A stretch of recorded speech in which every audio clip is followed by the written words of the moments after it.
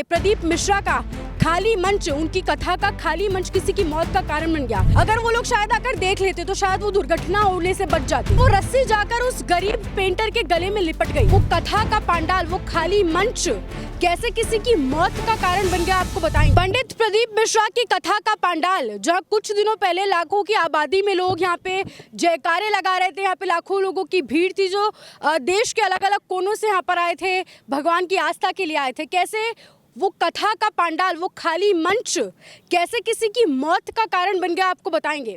ये जो कथा का पंडाल आप देख रहे हैं, कथा 7 तारीख को समाप्त हो गई थी। प्रदीप मिश्रा यहाँ से चले गए थे। जो लाखों की नंबर्स में यहाँ पे लोग आए थे, वो सब भी अपने घर लौट गए थे।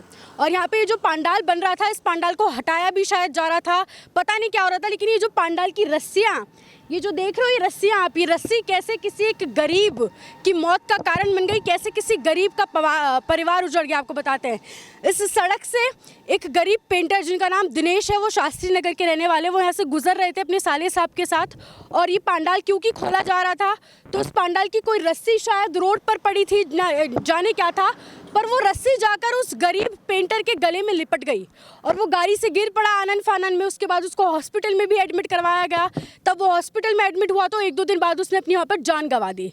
उसके बाद अब उसके 2 बच्चे हैं छोटे छोटे, एक 12 साल का, एक 14 साल का, और एक लड़की है, एक लड़का है। उसकी पत्नी है, उसका परिवार पूरा दुख में है।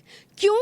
क्योंकि प्रशासन की लापरवाही। आप देख रहे हैं यहाँ पे 7 तारीख को कथा जो है समाप्त हो चुकी थी प्रदीप मिश्रा की, लेकिन प्रशासन ने यहाँ पर कुछ भी नहीं किया। ना तो नगर निगम ने यहाँ पर आकर देखा कि उसने जगह अगर कथा के लिए दी थी तो क्या जगह के आसपास का जो एरिया है वहाँ पे से कोई परेशानी, कोई दुर्घटना जैसी संभावनाएं तो नहीं बन रही है। नगर निगम सो रहा था।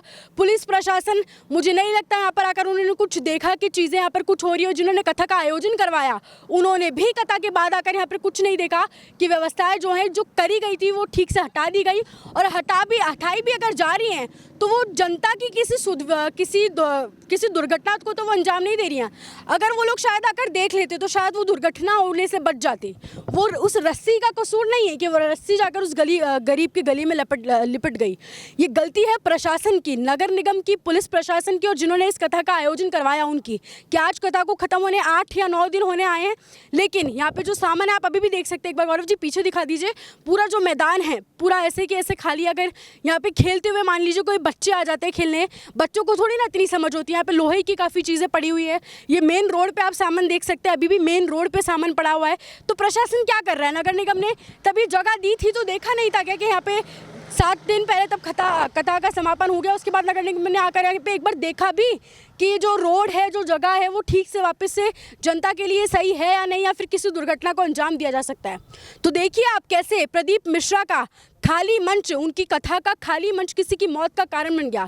कैसे एक गरीब पेंटर ने यहाँ की जो कथा के पंडाल की रस्सी थी, उस रस्सी से अपनी जान गंवा दी, और उसकी मौत के बाद अब उसकी पत्नी, उसके 2 बच्चे कैसे बेघर हो चुके हैं और कैसे वो रह गए हैं। किसी का सहारा भी शायद उनको नहीं है, और ये गलती उस रस्सी की नहीं है, प्रशासन की है, क्योंकि प्रशासन सो रहा था।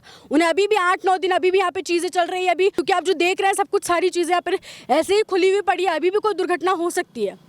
खैर, आप इस पूरे मामले पर क्या राय रखते हैं कमेंट करके ज़रूर बताएं। इससे तमाम अपडेट्स के लिए बने रहें राजस्थान उनके साथ।